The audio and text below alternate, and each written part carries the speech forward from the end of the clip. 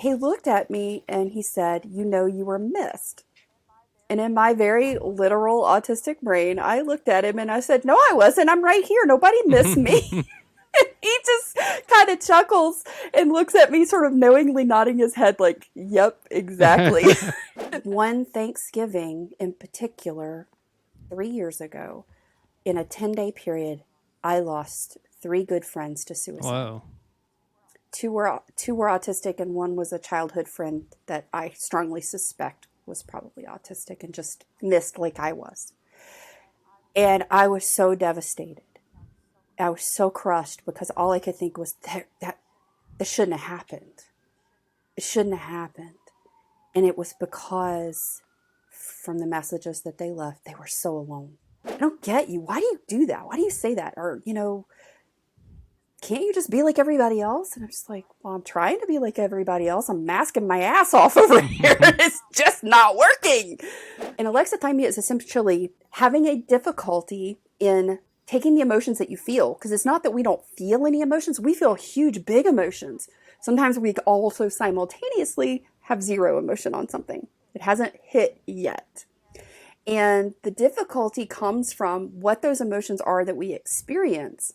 And then being able to identify those feelings in our body, because whereas on the alexithymia side, on the alexithymic side, the person would be like, okay, I'm feeling all this, it's just shown up, but what is it? And then I was miserable. I mean, it was like, and there was no direct answer. It was like, oh, well, we can treat the symptoms and we can go off label with these medications to help give you some relief, but we don't have any answers. I can't go on like this. Because I'm missing just even the little things with my kids. I'm missing life. It's still, things don't always jive. And so I think that probably is what happened. And I kind of kept that in sort of front of mind, is that, I probably was over medicated. And well, what can I get to? Even I was actually looking at it as not eliminating all of it. I was looking at it as, well, can I eliminate some of it and just get to the essence of what I need? But I think it was just that I had this hope, Joey. I knew. There was something in me that knew there's something better. There's something more. You're going to find it. You just hadn't found it yet. I got pissed. I did. I got totally pissed. No one was listening. None of my doctors were really listening. I was going to say it. I was just like, well, if you're too stupid to figure it out, you're in the wrong profession, quitter. I walked out the door. Yeah, whatever. The information in the podcast is not intended or implied to be a substitute for professional medical advice, diagnosis, or treatment. Please talk to a medical professional before doing anything that may impact your health. Hello, welcome to my podcast, to Mics One JoeySooch. I am JoeySooch, and I'll be giving a mic to Carole. She's a late identified ADHD autistic, has Alexthymia and ADHD. She's known as social Audie throughout the autism community. She has her own talk show called Mind Your Autistic Brain Talk Show for late identified autistic. Every Wednesday, how are you today? So I want to start off, let's start about your communication style. I'm a very sarcastic person, like really sarcastic. So will we have a terrible episode today? No, that's actually a huge misconception about autistics, that we don't get or appreciate sarcasm. And it's actually the opposite. Some of us struggle to understand sarcasm when it hasn't been explained to us. But once we understand it, oh my gosh, sarcasm is a beautiful communication style and it's fun. Sarcasm is a blast. I'm all about sarcasm. So we're going to have an amazing episode right now. So for people wondering, everybody, and especially autistic people, have different communication styles and should at least be aware. Have any fun stories where you totally misinterpreted the situation? Oh my gosh, more than I could probably remember. I mean, I think one of the most notable things was just, I was going through the identification process with my eldest son. And he was being identified as autistic, and we were at a neuropsychologist's office, and we had been going for several weeks. So, we built up a rapport and a relationship, and I felt comfortable with him. A little short, older gentleman, gray hair, sport coat, half glasses. And at the last meeting that we had when we were getting my son's diagnosis and all the, stuff we needed to know for school and IEPs and all that sort of thing, he looked at me and he said, you were missed. And in my very literal autistic brain, I looked at him and I said, no, I wasn't. I'm right here. Nobody missed me. He just kind of chuckles and looks at me sort of knowingly nodding his head like, yep, exactly. And then it trickled down. It took a minute because I have alexithymia, and I have auditory processing delay. So sometimes somebody might say something to me and I'll go, what? And then I'm like, oh, never mind, I got it. Because like 2 seconds later, it then downloads, right? It's kind of like a glitchy download between what I hear and what my brain processes. And it was like, it took a second, and then I'm like, oh, that's not what you meant. I'm like, oh, you mean I'm autistic? And he was like, I have a very strong suspicion. I'm just like, oh, I totally missed that. And like, if people flirt, like guys flirting with me, I will look back now in retrospect. I'm like, oh, he liked me. I didn't know that. I didn't realize that in the moment. And I was like, dang, I missed that. I totally missed it. And I actually liked the guys, and it happened several times. So there's all kinds of communication things that happen, which is probably why my business and coaching now specializes and focuses on neurodiverse communication ecosystem and the different styles of communication and the different relationship types that we have as neurodistinct people from neurotypicals because of our communication styles, but also our energy, because burnout, meltdown, and shutdown affect our communication styles, and then sort of the interpretation that happens out in the world, where somebody's thinking, oh, she's just being a witch. She's just giving me the silent treatment. She's so mad at me, she's not talking to me. And I'm like, no, I'm in shutdown. I can't talk to you. I can't, if I wanted to, I can think it. I cannot verbally communicate with you. I don't have the bandwidth right now. And those things impact our relationships. And it's a really big part of what I do, because I started everything that I do because I was so alone. And I knew how incredibly painful and isolating it felt to be alone and not have other people that I was connected to. And one Thanksgiving in particular, 3 years ago, in a 10-day period, I lost 3 good friends to suicide. Whoa. Two were autistic, and one was a childhood friend that I strongly suspect was probably autistic and just missed like I was. And I was so devastated. I was so crushed because all I could think was that shouldn't have happened. It shouldn't have happened. And it was because from the messages that they left, they were so alone. They were so alone. And I thought, I've struggled with suicidal ideation since I was 6. I know what that feels like. And I know what it's like to have people look at you and go, you're just weird. I don't get you. Why do you do that? Why do you say that? Or, can't you just be like everybody else? And I'm just like, well, I'm trying to be like everybody else. I'm masking my ass off over here. It's just not working. And it is so disheartening. And I thought, that's total crap. I have found a way not to feel this way anymore.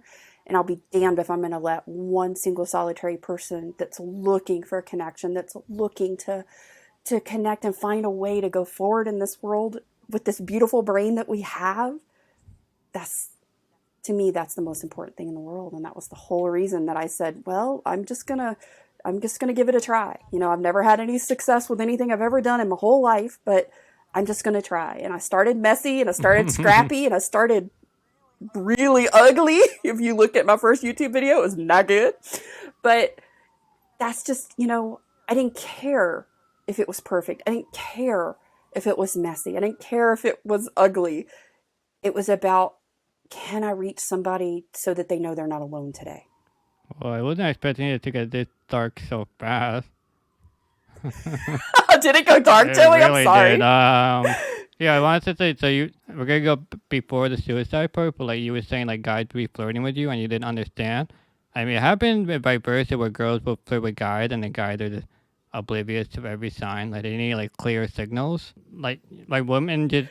Clear signals help. Yeah, women are the queen of this, I guess. They just do subtle hints that like guys need like a straight on, I like you, let's do something, like take charge. Thank you, Joey. Can we please just like get that memo out to the rest of the world? Can you just be direct with us, please? Autistics and guys, right? No, so this all ties into the alexithymia condition, where you have challenges identifying and describing emotion in the self. So alexithymia, and it's come such a long way in the last 10 years. I mean, if you look at research into alexithymia, even 4 or 5 years ago, it's outdated. This is such a growing field of awareness and research. Originally, alexithymia was described as someone not being able to identify their own emotions, lacking visual imagination, not being able to predict emotions. I mean, just all kinds of stuff that really they now know isn't true. And I'm like, hey, I have it. I can tell you that's not true. I have a vivid imagination and all this kind of stuff. But essentially what it comes down to, in a large percentage of autistic people and people who are also ADHD, anybody under the neurodivergent umbrella, but especially in the autistic population, it's anywhere from, and this is a horrible scale, but it's like 20 to 70%. And if we're going to be real honest, because the research is kind of crap on this right now, it's just not very big and not very accurate or good quality research, but it's probably more towards the 70% end, simply from my own data collection within the autistic community and my own Mind Your Autistic Brain community population of people who report being alexithymic. And alexithymia is essentially having a difficulty in taking the emotions that you feel, because it's not that we don't feel any emotions. We feel huge, big emotions. Sometimes we also simultaneously have zero emotion on something. It hasn't hit yet. And the difficulty comes from what those emotions are that we experience, and then being able to identify those feelings in our body, because feelings happen in our body first, the physical aspect, and then they translate into the mind where we assign an emotion to them, and then we articulate them, either through thought in some form of communication, spoken or written. And alexithymia is a challenge and a breakdown and sometimes a difficulty in identifying what that physical feeling is, and then ascribing and assigning an emotion and then articulating it, spoken or written, to another person. And with alexithymia, you can also have a delay. So I've had emotions show up for crap that happened like decades ago, and I'm like, all of a sudden it hit me, and I would be like, whoa, where did that come from? And then you start kind of going through it, and you sort of start to identify what's happening. You're like, oh, I'm just now getting the download from that traumatic event from 20 years ago. So there's a lot of things that influence. They don't know a specific causation for alexithymia, but it can be for several different things. It can be your neurotype. It can be from trauma. There's lots of different factors that contribute to the experience of alexithymia. I wasn't, when I was originally identified as autistic, alexithymia wasn't part of the report. They didn't, auditory processing delay. Okay, that was really helpful, by the way. ADHD, I had learned that in my mid-late 20s. So that, hey, you definitely still are ADHD, but you're also autistic. But alexithymia wasn't on there. And that was actually something that up until 2 years ago, I wasn't aware that I was experiencing. Because it was like, okay, I'm autistic, but I'm having all these challenges still. Like I'm still not, some of the stuff I'm doing isn't helping some of the things I'm struggling with. And alexithymia was a really big component of that. And that's a huge thank you and shout out to the actually autistic community online, because I probably wouldn't have found that and realized that was the same experience and struggle I was having if it weren't for the actually autistic community. It is similar. I keep calling it alexithymia, but I kind of like better. But that's fine. But it is a little bit similar to regular people I think experience it too. So let's say you have a death in a family and your parents died. At first it doesn't really hit you, but maybe a week or two later, or if you want to call your mom and then you realize your mom's not there anymore. So it is that kind of a similar feeling in that. Well, since I'm not neurotypical, and I can't say if that would be accurate or not, Joey. I can say from my experience that it's so much more. It is like that might just be a thread, but below the surface, there's so much more to that. And it's actually, well, what grief am I experiencing? Because I'm feeling so much at one time that it's really hard to figure out what I'm feeling because it's just so, all of it's so big. And even if it shows up later, then you're still having to figure out, like, it might show up later for somebody else, but then they're like, oh, this is just grief. This is sadness. This is missing, the person that died. Whereas on the alexithymia side, on the alexithymic side, the person would be like, okay, I'm feeling all this. It's just shown up. But what is it? I don't even know. I can't even identify because there's so much happening at one time. Like there's anger and all, sadness, and then also maybe just like nothingness, and then not being able to like sort it, to even have a clear thought about it. That's more of the experience of alexithymia from my perspective. Somebody else could probably explain it totally differently. No, it's kind of crazy that it seems that you just get hit with this heavy weight and then you can't really explain why you're feeling this way. Yeah, definitely. No, it's just crazy just for you to, well, I'm obviously not autistic, so it's just crazy to think that even emotion can have a different impact of how you feel about it. Well, that's the thing about a variance in neurotype is that it's an unseen, quote unquote, disability that is strictly about our processing, how our brain is wired. But what most people fail to discuss, and what is left out most often, is that it's not just our neurodistinct brains, it is our neurodistinct physiology. Because we have a lot of co-occurring health conditions that occur in the autistic population that are not, and are slowly being, like Ehlers-Danlos syndrome, which I am being tested for, mast cell activation syndrome, which I'm also being tested for that one. I do have POTS. I have been tested and diagnosed with that. That was hell. Oh my God, that was horrible to try and get that diagnosis. And but those three things are called the trifecta, and they tend to occur together. And very often, all three of those show up in an autistic person. And in the medical community, it's just starting to be recognized outside of the specialty population of practice.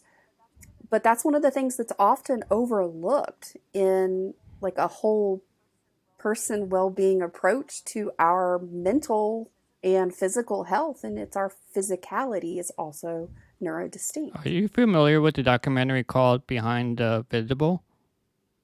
I've heard of it, but I have not watched it. I watched it, and it's all about POTS, and it's really, really good. I highly recommend you watch it. It's all about POTS. I will have to check that out. I interviewed the director, Ashley Rippentrop, and she's really awesome. But it was a great... Ooh, I'll have to go back and check that one out. It's definitely a great documentary to watch. It's about POTS, and like they were doing tests of how to do POTS, and it was just absolutely brutal. Like the way, like I don't know how you did it, the way they did it. So first they showed like all the medicine she on. It was like a mountain of drugs, like 30, 40 bottles. I don't really fully understand it, but like she had POTS for like 10 years or something, and then she went to another testing. So like when you're on medication, you don't want to get off of it because you just go haywire and like break down and everything, and it's horrible. So what they wanted her to do is get off all the medicine and just redo all the tests just to really see what she had for POTS. And it was just absolutely brutal to see her like that. It's like a... It is so, man, that was really, oh my God, that was just such a hard, when I was in like full-blown POTS episode, and autistic burnout now, in retrospect, I think was what brought on the really horrific episode that I experienced of POTS, but it hit me so hard, and I had struggled with it for decades. I mean, since I was probably in my teens, I started having POTS issues, but I was in my mid-30s, and it hit me. And the trigger, and this is like what they called a red herring in a lot of the white papers, is I had gone to the dentist to have my cracked crown repaired. And the doctor that I normally go to was off, and the on-call dentist, the only thing he said to me was, "Do you have high blood pressure?" I said, "No, because I have low blood pressure," right? And he didn't say anything else. And in my chart, it says, that I have these drug allergies. And he didn't, I guess, pay attention. And he gave me Novocaine with epinephrine. And epinephrine can be a catalyst that triggers a really full-blown POTS episode for a lot of people. And I had 2 of those injections because I didn't numb up the first time enough. So that was pretty horrific. And it was a really rapid decline. Within about 8 weeks, I went from, high speed, working in hospital administration, walking miles all over the hospital every day, to I couldn't get out of bed. I was bedridden. I couldn't even lift my arm to feed myself some days. I was on a walker for like 18 months. Roughly, I was in a wheelchair for a good bit between that and sort of just not even being able to stand up without help, or even sit up on the side of the bed without help because I get so dizzy. I mean, I was on so many medications, so many drugs. I gained like 100 pounds.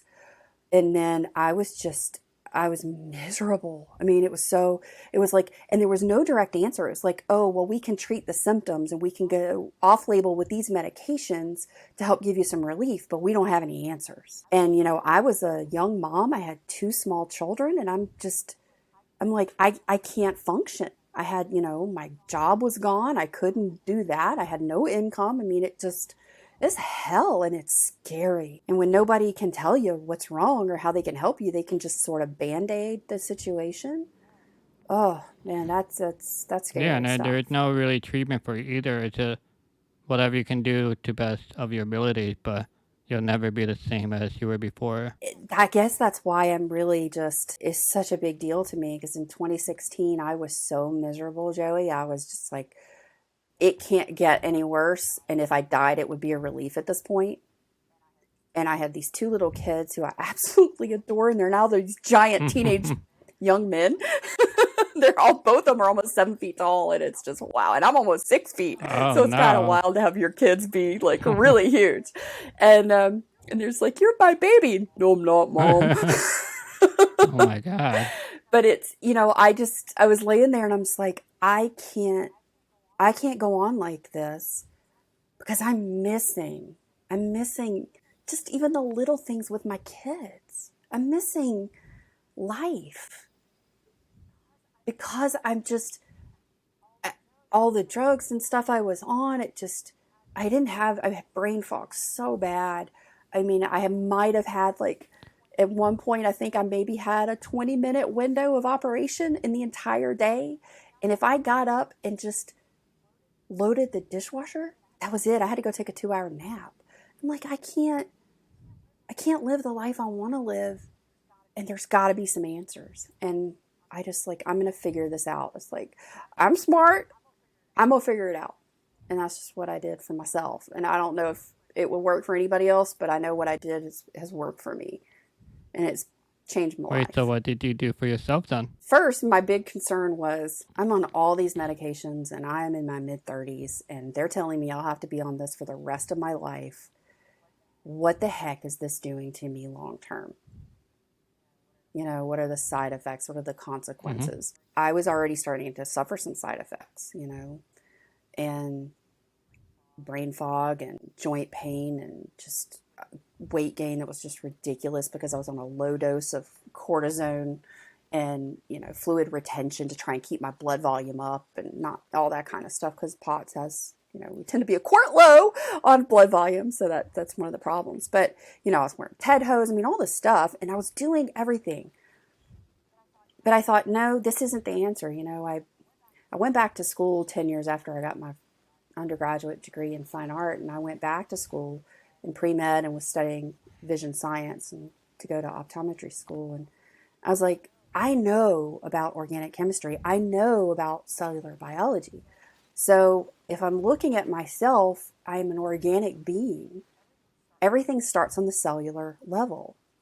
So what do I have control over? I have control over what goes in my mouth. And I just started there. And I started looking into and reading a lot. And I was like, okay, there's things that really make a difference. So I cut out gluten. I cut out refined white sugar.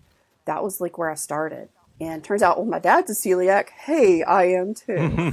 So that was probably one of the biggest helps in learning now that I probably have mast cell. That's a really big thing to know. Wait, so are you saying you had Because then I just had celiac? histamine hell happening in my Wait, so body. you're saying you had celiac disease too, and then that just went away?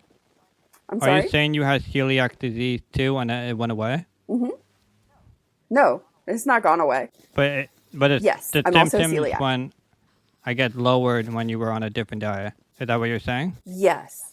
Yeah, the histamines are not as active when I've removed these things from my diet. I mean, this is just what worked for me. This may not work for anybody else. You know, this is just what worked for my body. And it took about 2 years. And honestly, I slowly came off of each medication one at a time over a slow process. And it wasn't because I thought that's what I needed to do. It was because I couldn't afford the medication. I couldn't afford to continue 15 medications. I didn't have the money. I didn't have the proper insurance coverage for that. So out of financial need, I just said, okay, let me see which ones I can get off of so I can afford to pay for the ones that I need to keep, right? So it wasn't like it was any like genius insight on that one. It was just necessity. And I just started slowly one at a time coming off, and I just logged, my science brain went into effect, and I was logging everything. What did I take? How did I feel? Were there any changes over 30 and 60 days? And that's about what it took. It was about 2.5 years to go from 15 medications, well, 12 probably by the time I started, down to nothing. Some worked pretty well, and some that I came off of, it was awful. And then it was just a matter of, okay, if this is how I feel when I'm not on it, is there something that I can do, either, dietary, exercise, water, or other, if there was maybe an over-the-counter supplement or something like that I can try. And that's actually been a big help to me, is just I take a 50 milligram Benadryl essentially every night, and I take, which is a H2, and then I take or H1, and I always get them mixed up, and then I take like a Pepsid 20 milligram. I take those two things every night, and that's it anymore. And I do a 5 milligram melatonin, but it's like, that's it.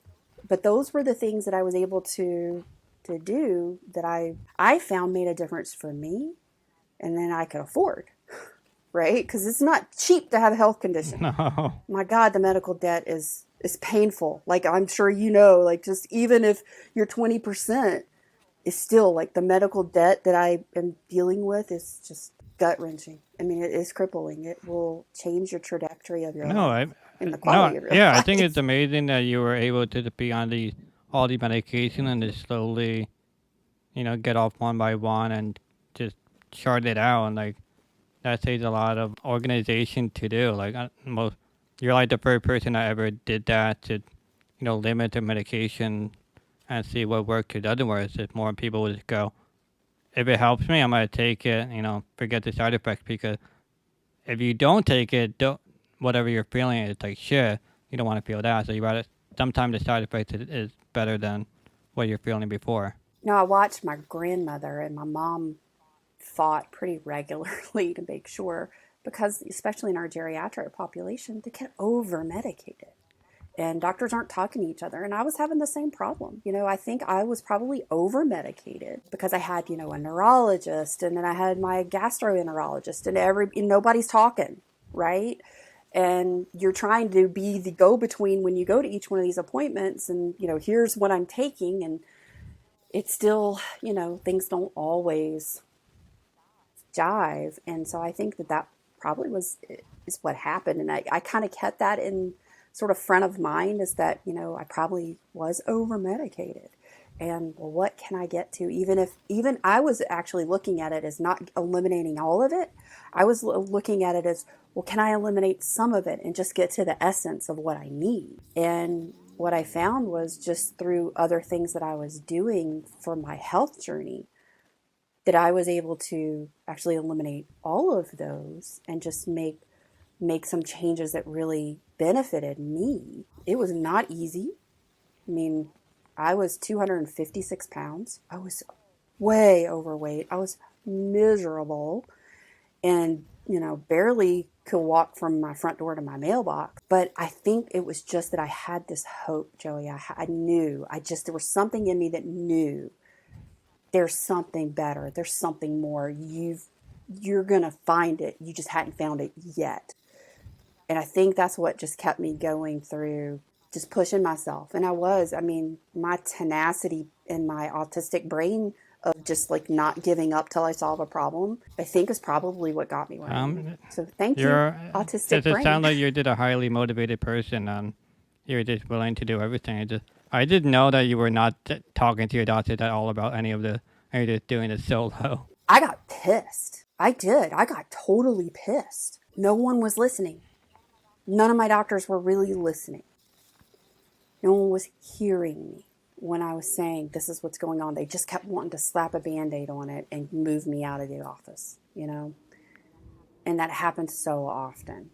And the frustration is so real, especially when you're like, I know something's wrong, but the tests are coming back normal. And the doctor's like, well, they're normal. There's nothing wrong with you. I'm like, there's something freaking wrong. You're not seeing it yet. One of them, I got so frustrated. And my mother came out of my mouth. I'm just going to say it. I was just like, well, if you're too stupid to figure it out, you're in the wrong profession, quitter. I walked out the door. Yeah, whatever.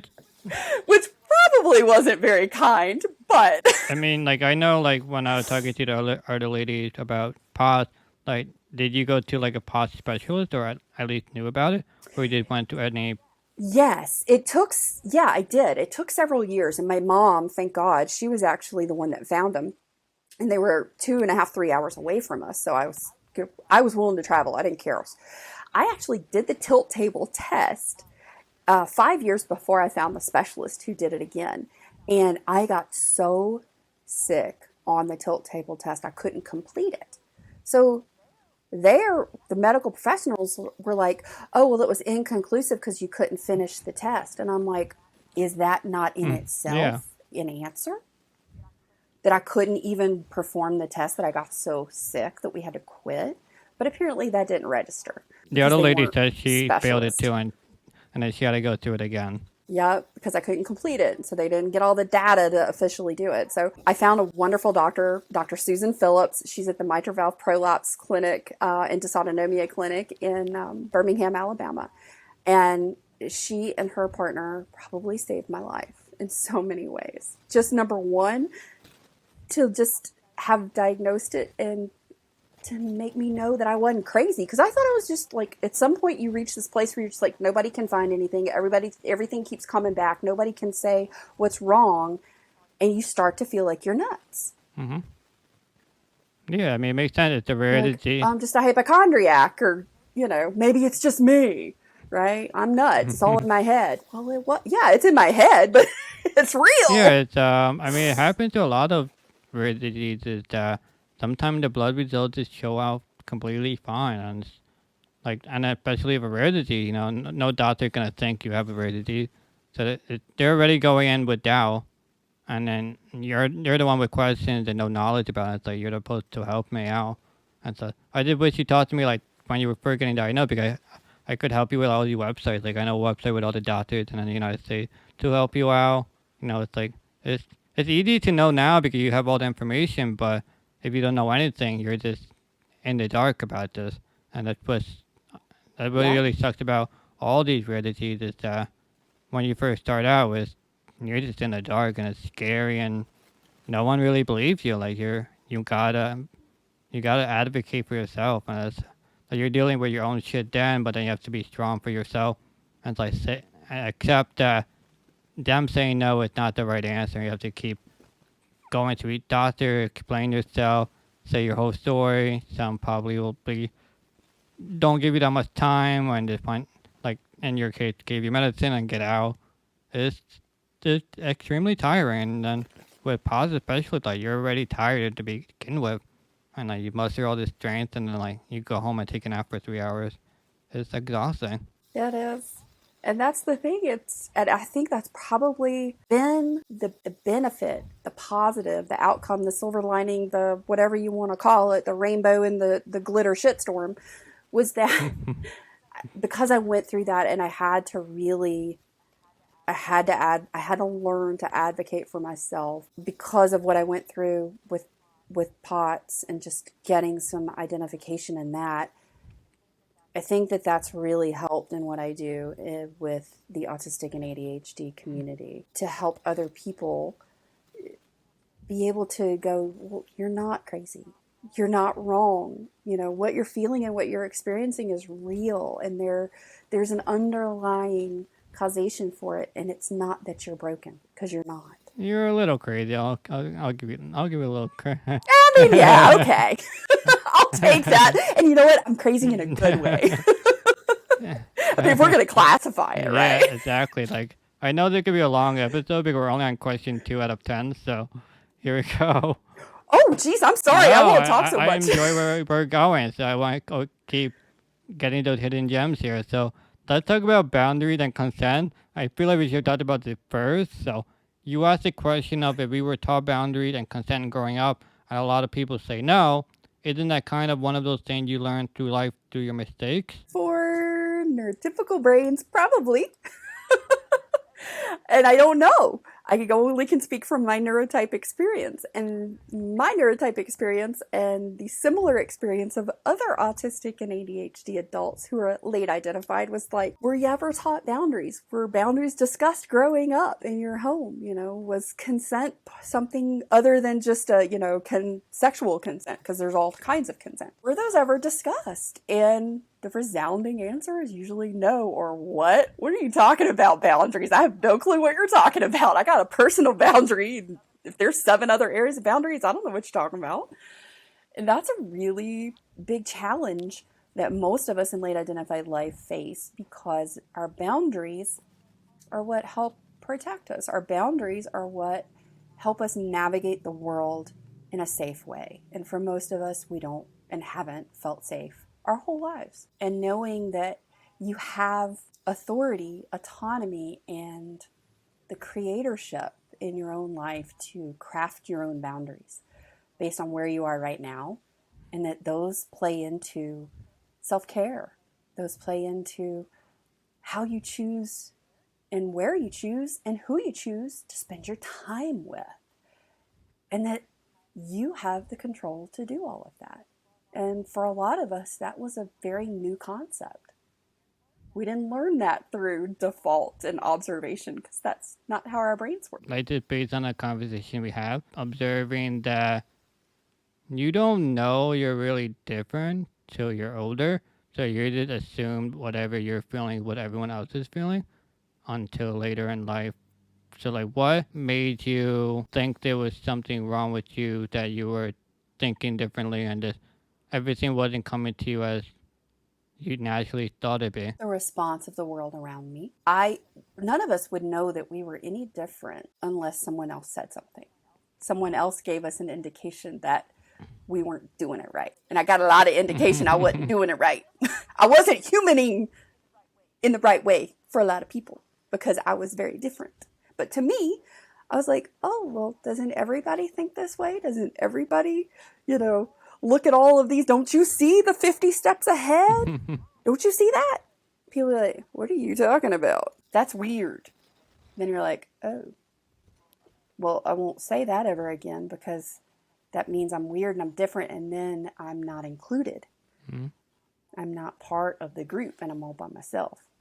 Being by yourself sucks. Well, unless you want to be by yourself, and there's lots of times I choose to be by myself, and that does not suck at all. I mean, I get what you're saying, that it sucks when you're growing up because everyone is still being children in a way, and you're kind of being, I think the closest way to explain it is that you're a mature adult in like a 10-year-old body. Is that fair to say? Ish? Explain more what you're saying. I don't know that I'm grasping where you're going. So like a 10-year-old is not going to think 10 steps ahead. Like an adult will think it 10 steps ahead, or like a parent would think 10 steps ahead. So like, I feel like the older you get, the people growing up are coming to your level, and you're able to express better with them and they're more understanding of where your head is at, versus children where you're not understood as much, if that makes sense. Yes. Yes, that makes 100% sense. And yes, that was actually a very similar experience. You know, when I was younger, people were like, why are you so formal? Why are you acting like you're all grown up? And I was just like, this is just me. And I would have adults. I would always connect with adults more than I would connect with my younger peers. But what's interesting is that, like, the older you get, then it flips around as an autistic person. Then it's like people get older and you seem to feel like you're getting younger. It's a weird conundrum. I'm in that sort of flipped space right now. I'm 47, almost 48. And I don't know. I feel like I'm more of a I didn't experience a childhood, really. I didn't know. I was like grown up before I should have been in I guess my own head somehow. So I didn't play. I didn't have a carefree childhood. I was a very serious individual. Mm-hmm. And now, and I think also just knowing that I'm autistic now, I'm more carefree. I play, I have more fun. And so I almost feel like I'm experiencing a bit of a childhood I didn't have before in a lot of ways. And it's fun as all get out. Yeah, I think you're doing like the reverse way, that you're growing up one way and then you realize it's not good. So you work so hard for so many years to be more, I guess, childlike. So now that when you're older, you spend so much time being childlike. So now you're actually childlike. And then everyone is like, no, you can't do that anymore. You gotta be this adult way. So now you're like in this weird conflict that you want to be a child because you didn't have a childhood the way you wanted it to be, but everyone else is now the child, but everyone hated you. So now you're in this weird conflict of where do you stand? Well, I'm actually not in a place of conflict. I'm just at a place where I'm like, I'm adulting in my way. And I did everything the way I thought the world wanted it for 4 decades. I'll be damned if I'm going to do it any other way than just the Carole Jean way. And it may not be the way anybody else does it, but that's okay. I'm not worried about them. I want them to do it the way that works for them, and I'm going to do life the way it works for me and find connections and, have great conversations with new friends and, just enjoy life without the constraints and the pressures of meeting performance and social expectations. I did it for too long. And it could just be my age too. Some of my other friends that I talk to, their late 40s and 50s are just like, I just don't care anymore. And I'm just like, it's not that I don't care. It's just I've reached a place that I'm so kind of like what we talked about before we went live. I'm just so content with me. For the first time in my whole life, I'm okay with me and I love me. And my ego is good. I don't need anybody else to stroke it, Seems like so you spend your whole life masking, so I guess it's fair to say that you're not masking anymore. Nah. I took masking to the professional level of camouflaging.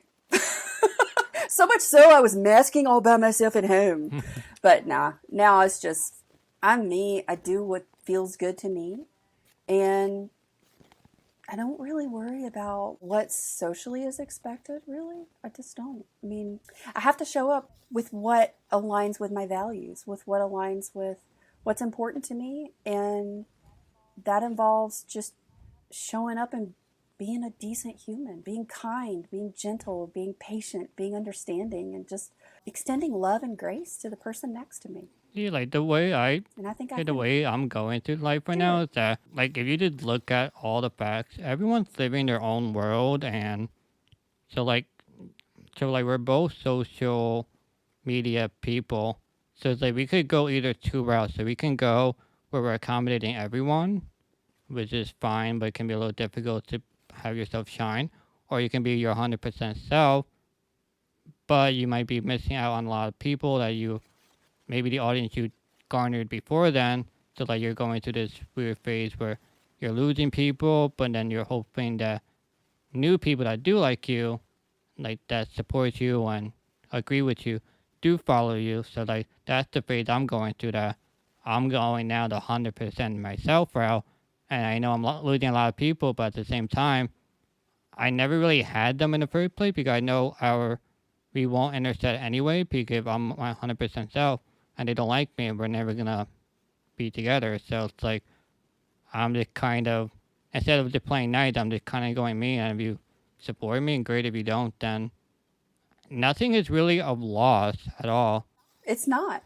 I call it selective self pruning, and I love it because I'm intentional. I know what my message is, and I show up with my message, with me. This is who I am. And I even say on my talk shows, like, you may not like me. I may not be your person.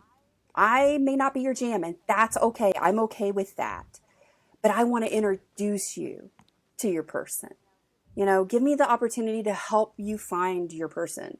And if you stick around long enough just to find your person and then you leave and you go follow them, great. I want you to do that. You don't have to stay here. But I want to be a resource that every person who's looking for somebody to connect to, if I'm not it, I hope I'm introducing you to that person. And I'm intentional in the fact that I'm looking to both attract and repel.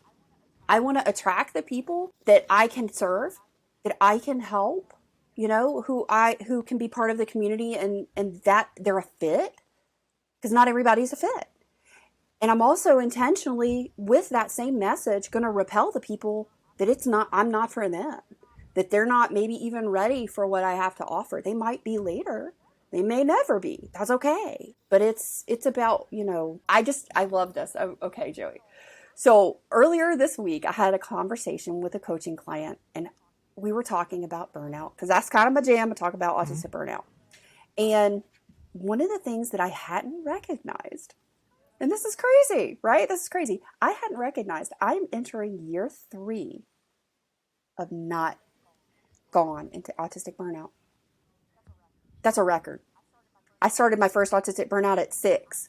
I'm 47. Before I take a mic away from you, is there anything you want to promote? Any words of wisdom, the winning lottery numbers? The mic is all yours. Oh, wish I had the lottery winning numbers. Oh, man, I love it. If you are just coming to the knowledge that you are autistic, you are not alone. You are not broken. Who you are is who you are meant to be. There is a place for you in the world. And if you are looking to understand more about your neurotype, more about your communication styles, and if you suspect that you might be an autistic burnout, I do have the top 20 warning signs you may be an autistic burnout to help you navigate and identify that. And I'm here at Mind Your Autistic Brain, and if you have any questions, I'm happy to answer. I live over on Instagram at Social Audi, and I'm happy to answer anything and help you in any way that I can. Yeah, like everyone knows from this episode that you're a great person. All the links are in the description below. Thank you